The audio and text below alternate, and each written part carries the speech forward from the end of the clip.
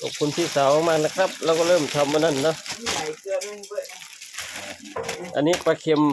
ปลาช่อนเหมือนช่อนทะเลป่ะปลาหมึกก่อน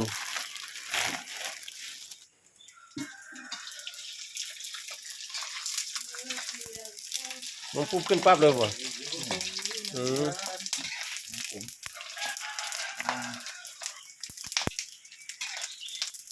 พอแล้ว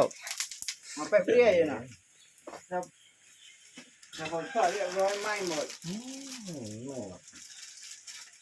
ทำเป็นยิ้มดีค้านไงมาเป๊ะเดียวหรอนะไม่ถึงนาทีเยอะเลยนะน่ากินจังเลยนะนั่นนี่ไม่ต้องกินร้อนๆเนอะ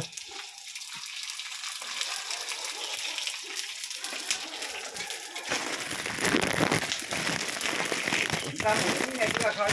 ไอ้นู่นนะหมุนอะไรที่ว่าเป็นยาวนะปลาหมึกอันนี้ปลาหมึกกล้วยป่ะนี่ปลาหมึกอะไรนี่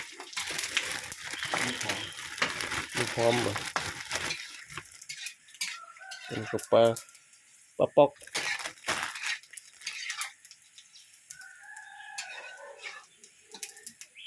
เขาก็ทำเก่งนะพวกนี้นะ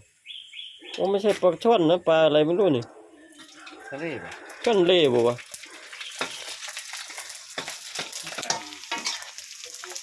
แก้มดี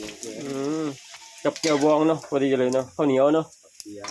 นึ่งข้าวเหนียวต้องสั่งข้าวเหนียวมาก็เก็บพูดนะข้าวโลไม่เศร้าอ่ะ